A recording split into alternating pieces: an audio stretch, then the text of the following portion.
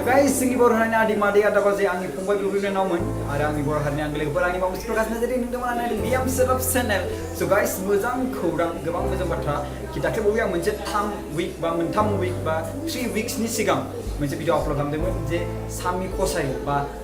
साथाम गथ' थालायनायनि बे बाथ्रानि गेजेरजोंनो बेयाव भिडिअ होफादेरदोंमोन फट'खौबो होखादोंमोन बिनि गेजेराव सामि कसाई जे जाय गोमादोंमोन गुवाहाटीयाव आदाबारि जालुकबारि खाथि माने आदाबारि जायगायाव गोमादों होनना बुंदोंमोन। स' गाइस बे गथ'खौ मोनफिनबाय बे आं बिनि डिटेल्सबो फुरा खोन्थादोंमोन। नेपाल कसारिनि फिसाला सामि कसारी बेनि डिस्ट्रिक्टआ जाबाय उदालगुरि डिस्ट्रिक्ट आरो बिनि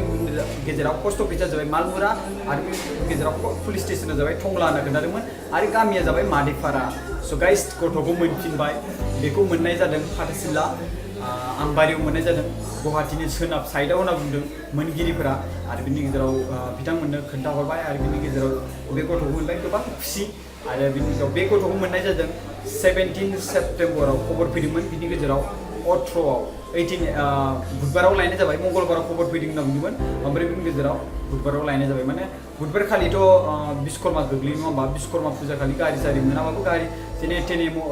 भारा लानानै लायनाय जादों होननानै खोन्थाहरदों आरोना बिसोरनि खोन्थानाय मथे आं खोन्थाबाय आरो बिनि गेजेराव गोबां गोजोनथाव खौरां नङा होमबा नोंथांमोननि गोसोआबो गोजोनगोन नङा होमबा बे गोमानायखौ बे चेनेलावनो खोन्थादोंमोन आरो मोनफिननायखौबो बे चेनेलावनो खोन्थाफिनबा नोंथांमोननि गोसोआ गोजोननाय मोनगोन। स' बिनि गेजेराव आं फट'खौबो खोन्थानो हाबाय बिमा फिसा साथाम